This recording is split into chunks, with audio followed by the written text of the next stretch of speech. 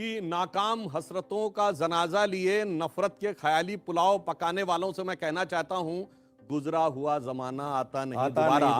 हाफिज सईद तुम्हारा 100 साल के बाद भी वही। जी जी, 100 साल के बाद भी यही शेर पढ़ा जाएगा। आपका रिएक्शन इसको 100 साल बाद सुनिए क्या कह जाएगा। ये सुनिए क्या गुजरा हुआ कहे, जमाना आता नहीं 100 दोबारा। साल बाद ये फिर 100 शेर साल पढ़ा बाद तो और जाएगा। आगे बढ़ जाएंगे फिर भाई। पढ़ा जाएगा इसलिए। आप कह रहे हैं 100 साल बाद ये फिर क्या शेर पढ़ा फिर जाएगा। शेर पढ़ा ये जाएगा। इंटेंशन है आपकी, ये बड़ी सर- गलत। ये यही बात हैदराबाद में बैठ के ओवैसी बोल रहे हैं, यही बात ये बोल रहे हैं कि 100 साल बाद आने दो, 100 साल के बाद आने दो, 100 साल के बाद आने दो। इनको ये पता नहीं है कि शायद इसी साल अब ये जनसंख्या नियंत्रण कानून आ जाएगा। अब कोई साल आने वाला नहीं है ऐसा, अब साल सनातन का आएगा।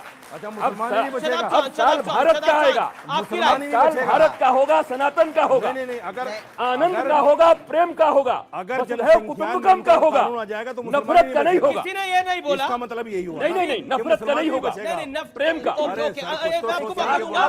शदाब चौहान लंबे अरसे से इंतजार कर रहे ये बयान हैं। सवाल भी होगा ऑडियंस से। जनसंख्या आपके ऐसे बयान होंगे मैंने सोचा नहीं था। जनसंख्या नियंत्रण कानून से मेरा क्या मतलब है भाई? और आप क्यों चिढ़ रहे हैं फिर? मैं तो नहीं महाराज- अगर मैं बोलूंगा है सुनिए, लाइए कानून। क्यों चिढ़ रहे हो फिर आप? लाइए कानून। अगर आपका कोई मतलब नहीं है, क्यों चिढ़ रहे हो फिर आप? ये लाइए कानून। आप बता दिया, दादी बता दिया के रूप में महाराज जी ने एक बहुत बड़ी बात कही। एक सेकंड शदाब चौहान। महाराज जी ने बड़ी बात कही कि इस साल जनसंख्या नियंत्रण कानून आने वाला है। जी।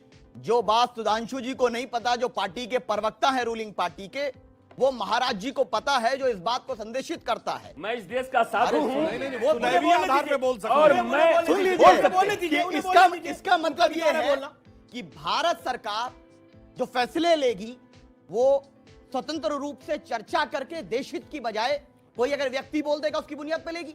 इनको कैसे मालूम है? क्या आपको ये मालूम नहीं? जो साधी प्रज्ञा ने बोला है उसका भी फेवर करेंगे फिर तो ये।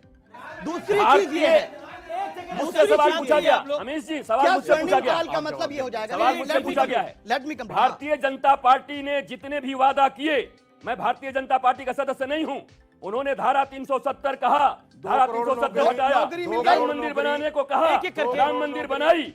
उन्होंने ये भी कहा है कि कहीं ना कहीं जनसंख्या नियंत्रण कानून की जरूरी है, सामान्य नागरिक संहिता कानून की जरूरत है। मैं विश्वास करता हूं कि प्रधानमंत्री मोदी जी और उनकी पार्टी इस काम को करेगी। सुप्रीम कोर्ट और मंदिर के बारे में बता रहे थे सर, मंदिर मस्जिद तो हर सरकार का मुद्दा रहा है और सुप्रीम कोर्ट कांग्रेस के टाइम भी था और अभी भी है। तो अगर सुप्रीम कोर्ट किसी भी मुद्दे को कानून में रह के फैसला ले रही है तो आपको क्या दिक्कत है इस चीज से? ये बड़ा इंपॉर्टेंट बात है। अगर कोर्ट फैसला ले रही है तो फिर क्या दिक्कत है? क्योंकि अभी पीछे बात हुई कि काशी और मथुरा की भी बात होने लग गई है, कोर्ट में जा रहे हैं। कोई ये तो नहीं, जबरदस्ती तो किसी से कोई छीन नहीं सकता इस देश के अंदर। थोड़ी जबरदस्ती गई थी बाबरी मस्जिद। मोहतरमा, हमारे देश का एक संविधान है।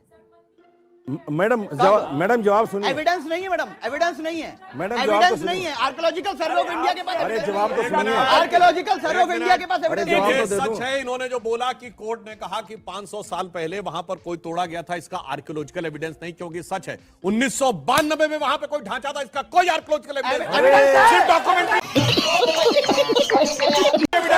डॉक्यूमेंट्री एविडेंस है, कोई आर्कियोलॉजिकल एविडेंस नहीं है। इसलिए मैं कहना चाहता हूं, आपका ये उम्मीद नहीं ये तो थी। बहुत बड़ा बयान दे दिया आप आपने। ये गैर जिम्मेदार ये तो है। बहुत आप बड़ा जमीन बयान पे दे कुछ दिया नहीं आपने। दिखता कि वहाँ पे क्या था। मस्जिद का वीडियो प्रूफ है, evidence है। अगर डॉक्यूमेंट्री एविडेंस को आप डिनाई कर दें, कुछ भी नहीं। एक साइड से बोले ना, शदाब बोल रहे हैं। अरे भाई मेरे मस्जिद को गिनने का अरे वीडियो। भाई मेरी बात तो सुनिए, मैं वही कह रहा हूं, डॉक्यूमेंट्री एविडेंस है, आर्कियोलॉजिकल एविडेंस नहीं है। अगर 100-200 साल बाद ये डॉक्यूमेंट्री एविडेंस है, आर्कियोलॉजिकल भी माना जाए। आर्कियोलॉजिकल कहीं नहीं है। आज एक बात सुनिए, एक बात सुनिए, ये जो आप कहते हो कि इतिहास इतिहास इतिहास, क्या रोमिला थापर के इतिहास से पूरा सनातन संस्कृति चलेगा? हमारा 1,97 करोड़ साल पुराना इतिहास है। क्या बात है सर, क्या बात है सर। हम उस इतिहास की बात करते हैं। रामायण और महाभारत को, जिनको लोग माइथोलॉजी कहते हैं, मेरे प्यारे बच्चों जो आप यहाँ बैठे हुए हैं भारतवर्ष के, इस बात को जानो, ये ग्रीक वर्ड है माइथोलॉजी। हमारा वो स्वर्णिम इतिहास है, हिस्ट्री है। भगवान राम और कृष्ण के यहाँ के हिस्ट्री है, उनको माइथोलॉजी कह के डिनाई मत करो। इसलिए मंदिर रहेगा। इस पर मैं एक बात कहना चाहता हूँ, अगर भगवान राम माइथोलॉजी थे तो राम सेतु कहां से बन गया? अगर भगवान राम माइथोलॉजी थे तो श्रीलंका में अशोक वाटिका कहां से?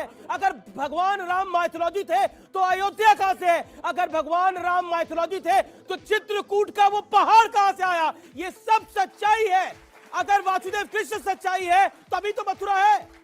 स्वामी जी ने एक बहुत अच्छी बात कही, ये माइथोलॉजी वर्ड कहां से आया है? अंग्रेजी में शब्द है ना मिथ, MYTH मिथ। ये मिथ शब्द कहां से आया है? संस्कृत के मिथ्या से आया है।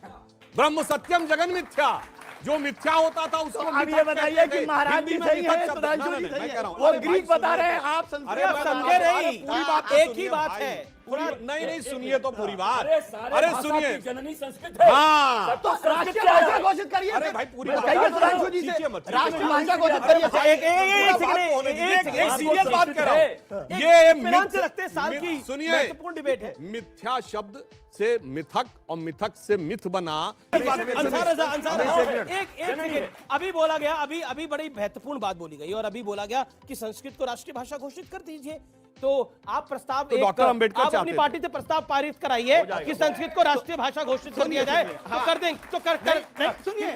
वीडियो को लाइक कीजिए और न्यू अपडेट के लिए चैनल को सब्सक्राइब कीजिए।